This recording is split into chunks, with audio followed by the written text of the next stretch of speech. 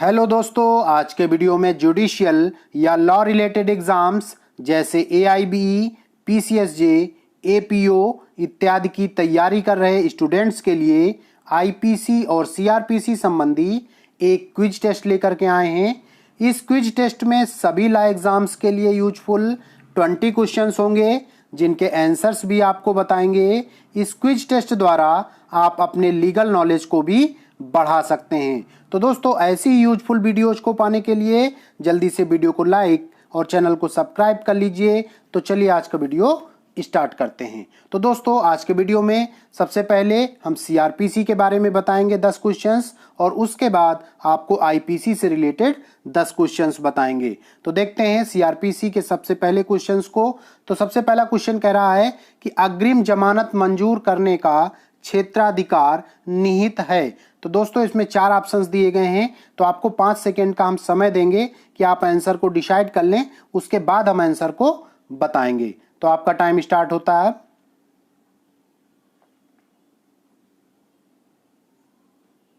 तो दोस्तों, दंड प्रक्रिया संहिता 1973 की धारा 438 में किसी अजमानती अपराध के लिए गिरफ्तार किए जाने की आशंका वाले किसी व्यक्ति को गिरफ्तारी से बचने के लिए न्यायालय से अग्रिम जमानत, जिसे आप एंटीसिपेटरी बेल भी बोलते हैं, लेने का प्रावधान किया गया है।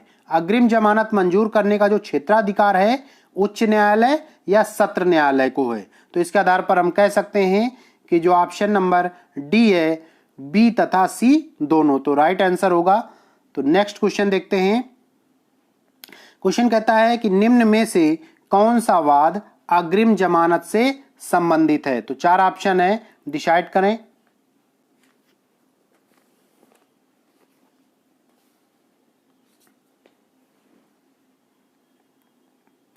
तो दोस्तों, जोगिंदर उर्फ जिंदी बनाम हरियाणा राज्य AIR 2008 सुप्रीम कोर्ट वाद अग्रिम जमानत से संबंधित है। तो इसके आधार पर हम कह सकते हैं कि जो ऑप्शन नंबर डी है वो राइट आंसर होगा। नेक्स्ट क्वेश्चन देखते हैं। कहता है दंड प्रक्रिया संहिता की धारा 439 के अंतर्गत जमानत निरस्त करने का क्षेत्राधिकार निहित है। तो 4 ऑप्शन है, आंसर डिसाइड करें आप।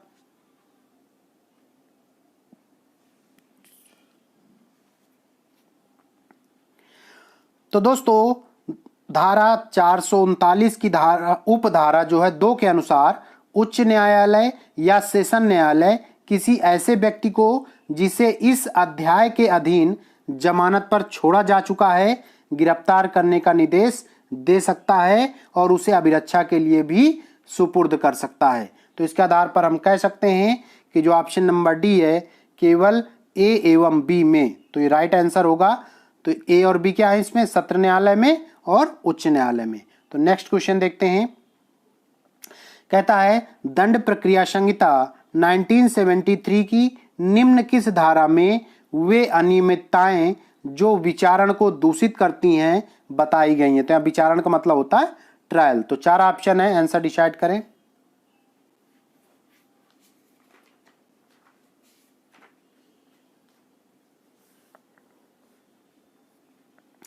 तो दोस्तों, दंड प्रक्रिया संहिता 1973 की धारा 461 के खंड का से फा तक में अनियमितताएं वर्णित हैं जो विचारण या ट्रायल कार्यवाही को दूषित या शून्य करती हैं। तो इसके आधार पर हम कह सकते हैं कि जो ऑप्शन नंबर बी है वो राइट आंसर होगा। नेक्स्ट क्वेश्चन देखते हैं। तो कहता है मानहानि के अपराध संज्ञान हेतु धारा 468 दंड प्रक्रिया संहिता में समय सीमा क्या है। तो 4 ऑप्शन है, आंसर डिसाइड करें।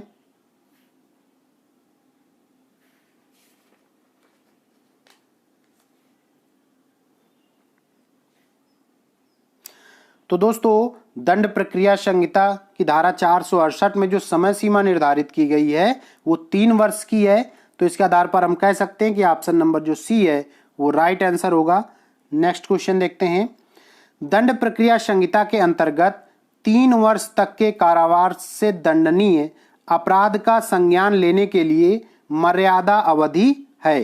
तो 4 ऑप्शन है, आंसर डिसाइड करें।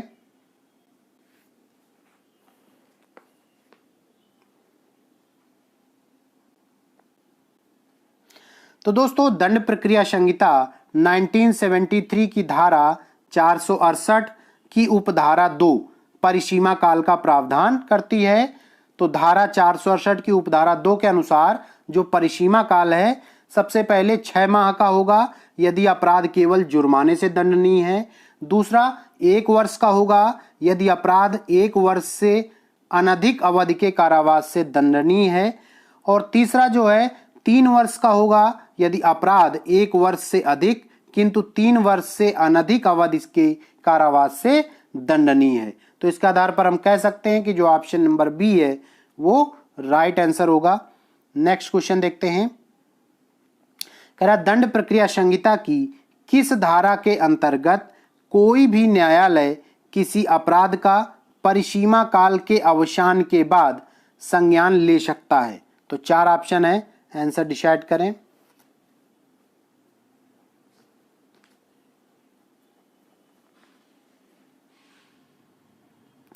तो दोस्तों दंड प्रक्रिया संहिता की धारा 473 कुछ दशाओं में परिसीमा काल का निस्तारण के विषय में उपबंध करती है।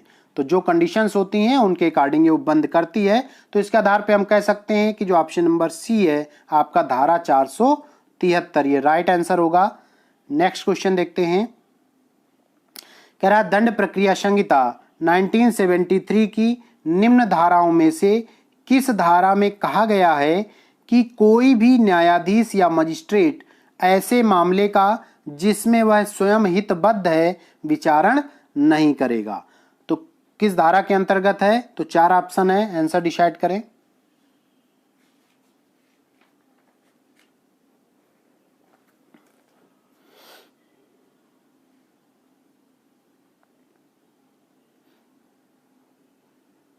तो दोस्तों दंड प्रक्रिया संहिता 1973 की धारा 479 के अनुसार ये बात कही गई है कि कोई भी न्यायाधीश या मजिस्ट्रेट ऐसे मामले का जिसमें वह स्वयं हितबद्ध है, मतलब उसमें स्वयं का फायदा कुछ जुड़ा हुआ है, विचारण नहीं करेगा। तो इसके आधार पर हम कह सकते हैं कि जो इसका राइट आंसर होगा वो ऑप्शन नंबर सी होगा।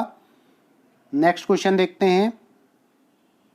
कहता है दंड प्रक्रिया संहिता की किस धारा के अंतर्गत उच्च न्यायालय द्वारा अंतर्निहित शक्तियों का प्रयोग किया जा सकता है? तो 4 ऑप्शन है, आंसर डिसाइड करें।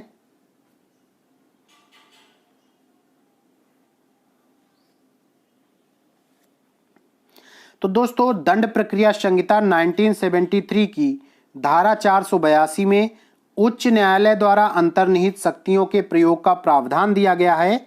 उच्च न्यायालय इनहेरेंट पावर का प्रयोग दंड प्रक्रिया संहिता के अधीन किसी आदेश को प्रभावी करने के लिए या किसी न्यायालय की कार्यवाही का दुरुपयोग समाप्त करने या किसी अन्य प्रकार से न्याय के उद्देश्य की प्राप्ति के लिए कर सकता है। तो इसके आधार पर हम कह सकते हैं कि जो ऑप्शन नंबर ए है धारा 482 ये राइट आंसर होगा। नेक्स्ट क्वेश्चन देखते हैं।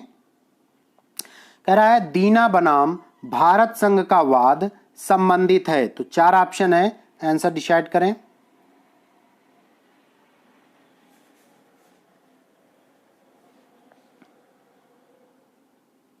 तो दोस्तों दीना बनाम भारत संघ 1983 सुप्रीम कोर्ट के 645 का वाद फांसी के द्वारा मृत्युदंड देने से संबंधित है। उच्चतम न्यायालय ने इस वाद में निर्धारित किया कि फांसी लगाकर मृत्युदंड का निष्पादन संविधान के अनुच्छेद 21 का उल्लंघन नहीं करेगा। यह पद्धति अत्यंत कम कष्ट वाली और सुविधाजनक है। तो इसके आधार पर हम कह सकते हैं कि जो ऑप्शन नंबर बी है वो राइट आंसर होगा। तो दोस्तों अब हम बात करेंगे आईपीसी अर्थात भारतीय दंड संहिता के महत्वपूर्ण क्वेश्चंस के बारे में कि कौन कौन से क्वेश्चंस हैं जो यहाँ आपसे पूछे जाने वाले हैं। जैसे आपसे हमने सीआरपीसी में पूछे थे वैसे हम यहाँ भी आपसे पूछेंगे और यहाँ पर भी आपको आंसर्स देना होगा। तो चलिए स्टार्ट करते हैं।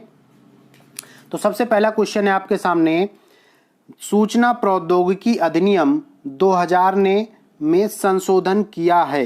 किस चीज में संशोधन किया गया? 4 ऑप्शन है आपके सामने, आप आंसर डिसाइड करें।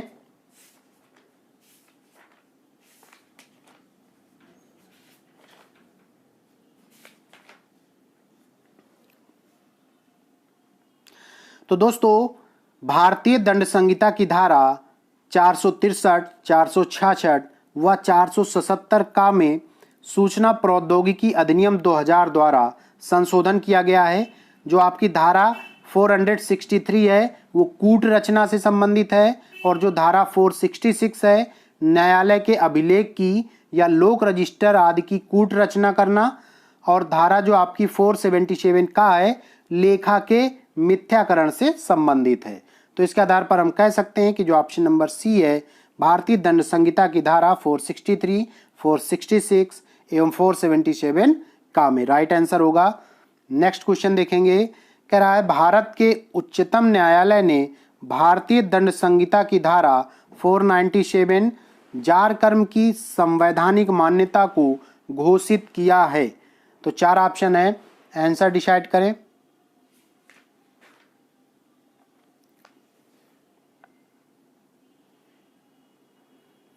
तो दोस्तों श्रीमती सौमित्री विष्णु बनाम भारत संघ के वाद में उच्चतम न्यायालय ने भारतीय दंड संहिता की धारा 497 जो जार कर्म के लिए होती है को संवैधानिक घोषित किया था। तो इसके आधार पर हम कह सकते हैं कि जो ऑप्शन नंबर ए है वो राइट आंसर होगा। नेक्स्ट क्वेश्चन देखते हैं, कह रहा भारतीय दंड संहिता 1860 की धारा 498 का, या इसे ए भी बोलते हैं, तो 498 ए प्रवृत्त हुई। कब से प्रवृत्त हुई थी? 4 ऑप्शन है, आंसर डिसाइड करें।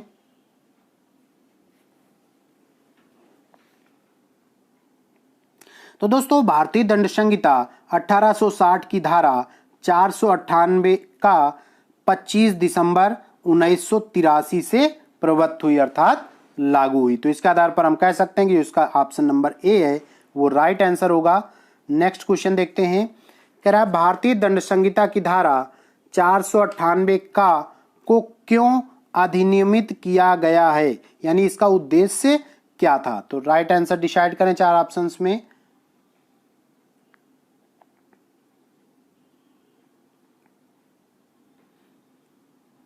तो दोस्तों यह धारा वर्ष 1983 के संशोधन अधिनियम द्वारा स्त्रियों के दहेज मृत्यु संबंधी अपराधों को रोकने तथा उनसे निपटने हेतु बनाई गई थी। यह धारा का मुख्य उद्देश्य जो है किसी महिला को उसके पति या पति के संबंधियों द्वारा दहेज हेतु प्रताड़ित किए जाने से सुरक्षा प्रदान करना है। इस प्रकार किसी महिला को प्रताड़ित किया जाना क्रूरता कहा जाएगा, जो इस धारा के अंतर्गत एक दंडनीय अपराध होगा। तो इसके आधार पर हम कह सकते हैं कि जो ऑप्शन नंबर बी है वो राइट आंसर होगा। नेक्स्ट क्वेश्चन देखते हैं, कहता है मानहानि आईपीसी की किस धारा में दंडनीय है? 4 ऑप्शन है, आंसर डिसाइड करें।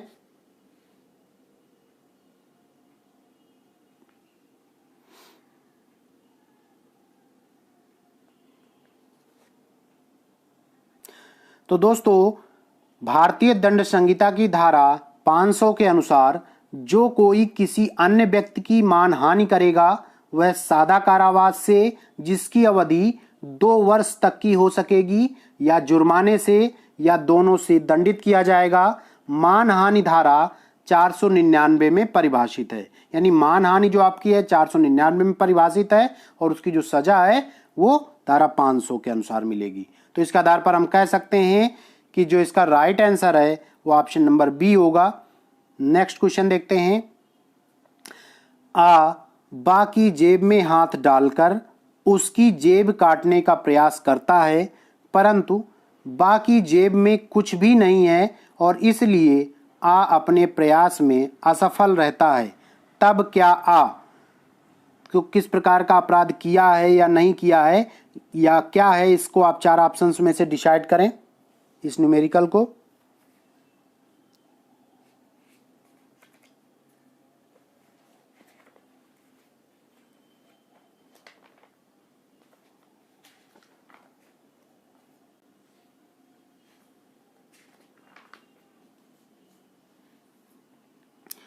तो दोस्तों धारा 511 के अनुसार आ चोरी करने के प्रयत्न में अपराध का दोषी माना जाएगा क्योंकि उसका असफल होना उसके अपने द्वारा किए किसी कार्य या लोभ पर आधारित नहीं है, बल्कि ऐसे कारण के हस्तक्षेप से हुआ है जो उसकी इच्छा से अलग है। तो इसके आधार पर हम कह सकते हैं कि जो ऑप्शन नंबर बी है, चोरी कारित करने के प्रयास का दोषी है, राइट आंसर होगा। नेक्स्ट क्वेश्चन देखते हैं। कह रहा है कि एक महिला बा को गर्भपात कारित करने के आशय से एक विषैली दवा देता है। यह पाया जाता है कि महिला बा गर्भवती नहीं थी। यहां पे क्या ऑप्शन सही होगा, डिसाइड करें इस न्यूमेरिकल में।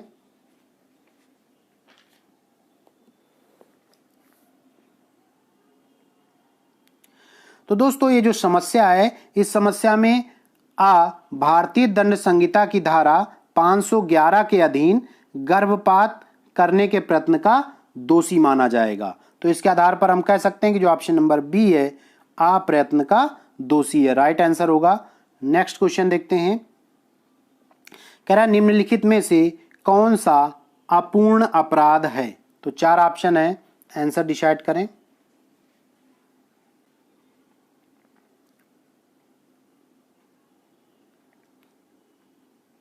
तो दोस्तों आपराधिक प्रयत्न, षड्यंत्र तथा दुष्प्रेरण अपूर्ण अपराध हैं। यहां अपूर्ण अपराध से तात्पर्य अपराध किए जाने से है। और धारा 268 लोक उपताप को, धारा 141 विधि विरुद्ध जमाव को तथा धारा 146 बलवा को परिभाषित करती है। तो इसके आधार पर हम कह सकते हैं कि जो ऑप्शन नंबर बी है, आपराधिक प्रयत्न, राइट आंसर होगा। नेक्स्ट क्वेश्चन देखते हैं दोस्तों। कह रहा है ने बीए की जाली अंक पत्र के आधार पर एलएलबी की परीक्षा में बैठने के लिए आवेदन किया, किंतु परीक्षा आरंभ होने से पूर्व ही जाली अंक पत्र पकड़ लिया गया। तो किस प्रकार का दोषी होगा, डिसाइड करें आप।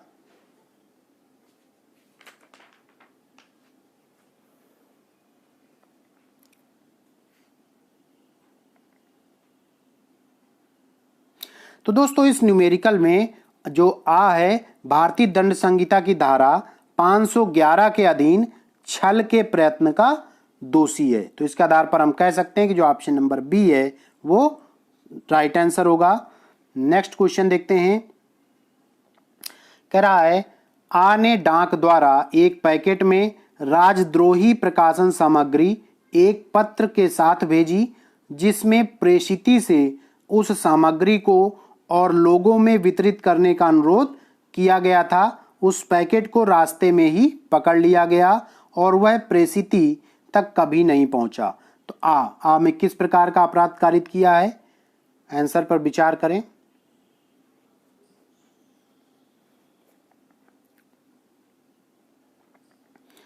तो दोस्तों इस समस्या में या जो आपकी प्रॉब्लम है, इसमें जो है राजद्रोह कारित करने के प्रयत्न का दोषी माना जाएगा। तो इसके आधार पर हम कह सकते हैं कि जो ऑप्शन नंबर डी है वो राइट आंसर होगा। तो दोस्तों आज के वीडियो में हमने आपको महत्वपूर्ण क्वेश्चंस का कलेक्शंस दिया है, और अगर वीडियो अच्छा लगे तो वीडियो को लाइक करें और ज़्यादा से ज़्यादा शेयर करें। बहुत बहुत धन्यवाद।